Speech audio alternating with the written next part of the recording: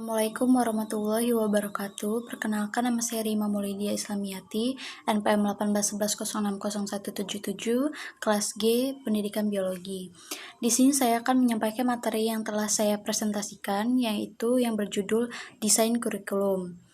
Adapun pengertian desain kurikulum yaitu desain berarti suatu proses perencanaan dan seleksi elemen, teknik, dan prosedur dalam melakukan sesuatu yang mencakup objek, konsep, dan upaya untuk mencapai tujuan. Dalam arti umum, desain kurikulum adalah sebagian dari hasil suatu pemikiran dan pembelajaran yang mendalam tentang hakikat pendidikan pembelajaran. Desain kurikulum terkait penyusunan elemen atau komponen dalam perencanaan untuk memfasilitasi pengembangan potensi siswa agar mencapai tujuan pendidikan. Ada 4 komponen pokok desain kurikulum, yaitu yang pertama ada tujuan, yang kedua mata pelajaran, materi ajar, kegiatan belajar atau pengalaman belajar. Yang ketiga ada organisasi atau susunan mata pelajaran, materi ajar, dan kegiatan belajar. Dan yang terakhir ada evaluasi. Kemudian ada prinsip-prinsip dalam mendesain. Saylor mengajukan 8 prinsip ketika akan mendesain kurikulum, yaitu yang pertama ada desain kurikulum harus memudahkan mendorong seleksi serta pengembangan semua jenis pengalaman belajar yang esensial bagi tercapainya prestasi belajar. Yang kedua ada desain memuat berbagai pengalaman belajar yang bermakna dalam rangka merealisasikan tujuan-tujuan pendidikan. Yang ketiga ada desain harus memungkinkan dan menyediakan peluang bagi guru untuk menggunakan prinsip-prinsip belajar dalam memilih, membimbing, dan mengembangkan kegiatan belajar di sekolah. Yang keempat ada desain harus mendorong guru mempertimbangkan berbagai pengalaman belajar anak yang diperoleh di luar sekolah dan mengaitkannya dengan kegiatan belajar di sekolah.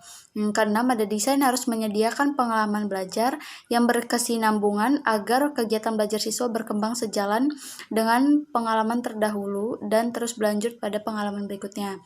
Yang ketujuh ada kurikulum harus didesain agar membantu siswa mengembangkan watak, kepribadian, pengalaman, dan nilai-nilai demokrasi. Yang kedelapan ada desain kurikulum harus realistis, layak, dan dapat diterima.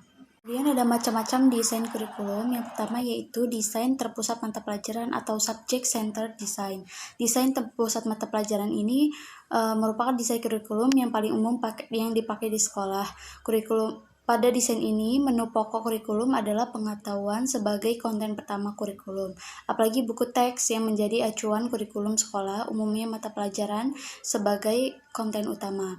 Yang kedua ada desain terpusat pada siswa atau learner centered design, fokus pada perkembangan individual siswa.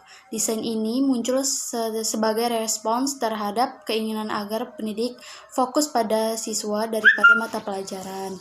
Yang ketiga ada desain terpusat masalah atau the problem centered design, fokus pada pemecahan masalah kehidupan individu dan sosial. Karena cakupan masalah kehidupan sangat luas, desain ini terdiri atas berbagai tema. Selanjutnya ada model desain kurikulum. Yang pertama yaitu ada the area of living design. Dalam prosedur belajar ini tujuan yang bersifat proses, DAP yang bersifat isi konten diintegrasikan, dan ciri lainnya menggunakan pengalaman situasi-situasi dari peserta didik. Desain ini mempunyai beberapa kelebihan, yaitu yang pertama merupakan the subject matter design tetapi bentuknya yang terintegrasi. Pemisahan antara subjek dihilangkan oleh problema-problema kehidupan sosial. Yang kedua, menyajikan bahan ajar yang relevan untuk memecahkan masalah-masalah kehidupan. Yang ketiga, ada menyajikan bahan ajar dalam bentuk yang profesional. Yang keempat, ada motivasi belajar dari peserta didik. Yang kelima, adapun kerugian dari desain ini yaitu penentuan lingkup dan sequence dari bidang-bidang kehidupan yang sangat esensial, sangat sukar. Yang ketujuh, lemahnya integrasi kurikulum. Dan yang terakhir, desain ini mengabaikan warisan budaya. Yang kedua ada the core design. The core design ini diberikan kepada guru-guru yang memiliki penguasaan dan berwawasan luas, bukan spesialis. Di samping memberikan pengalaman dan pengetahuan, nilai-nilai, dan keterampilan sosial, guru-guru tersebut juga memberikan bimbingan terhadap perkembangan sosial pribadi peserta didik.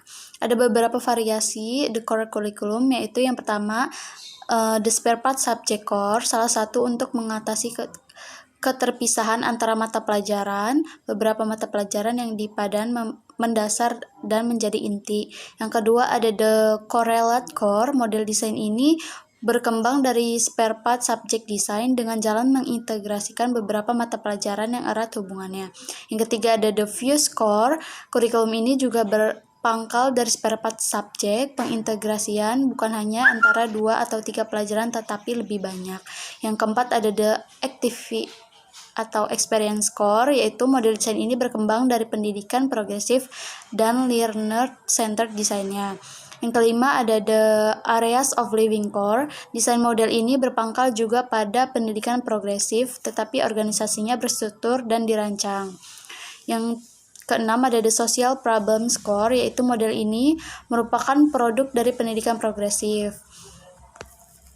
Ada karakteristik desain kurikulum. Yang pertama, desain kurikulum subject matter bertujuan untuk melatih peserta didik menggunakan ide-ide yang dimilikinya. Sumber tujuannya adalah sistem pendidikan klasik, yang dimana mata pelajaran yang harus dipelajari karena seseorang dianggap sebagai tabung kosong.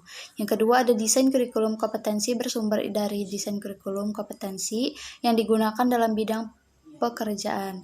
Yang ketiga ada desain kurikulum humanistik bersumber tujuan dari desain kurikulum yang sifatnya pribadi yang ingin dibentuk oleh pendidikan atau kurikulum itu. Yang keempat ada desain kurikulum rekonstruksi sosial bersumber tujuan dari kebutuhan mutakhir yang terkait dengan sosial kemasyarakatan. Lalu yang selanjutnya ada langkah mendesain kurikulum, yaitu yang pertama menentukan hal-hal yang esensial yang berkaitan dengan tujuan pembelajaran domain. Yang kedua, identifikasi domain tujuan pembelajaran. Yang ketiga ada identifikasi tipe peluang pelajar yang mungkin. Yang keempat ada menentukan desain kurikulum yang cocok. Yang kelima, menyiapkan desain kurikulum secara tentatif. Yang keenam, identifikasi persyaratan implementasi. Lalu yang terakhir ada sifat desain kurikulum. Yang pertama ada strategi, merupakan instrumen yang sangat penting untuk mencapai tujuan pendidikan nasional. Yang kedua ada komprehensif, yang mencakup keseluruhan aspek-aspek kehidupan dan penghidupan masyarakat. Yang ketiga ada integratif, yang mengintegrasikan rencana yang luas mencakup pembangunan dimensi kualitas dan kuantitas. Yang keempat ada realistik, berdasarkan kebutuhan nyata peserta didik dan kebutuhan masyarakat. Yang kelima ada humanistik, menitik beratkan pada pengembangan sumber daya manusia baik kuantitatif maupun kualitatif. Yang keenam ada futuralistik, mengacu jauh ke depan dalam merencanakan masyarakat yang maju. Yang ketujuh ada merupakan bagian integrasi yang mendukung manajemen pendidikan secara sistematik. Yang kedelapan ada perencanaan kurikulum mengacu pada pengembangan kompetensi sesuai dengan standar nasional. Yang kesembilan berdesertifikasi untuk melayani keragaman peserta didik. Yang terakhir yaitu bersifat desentralitik karena dikembangkan oleh daerah sesuai dengan kondisi potensi daerah.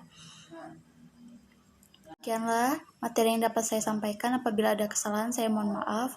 Wassalamualaikum warahmatullahi wabarakatuh.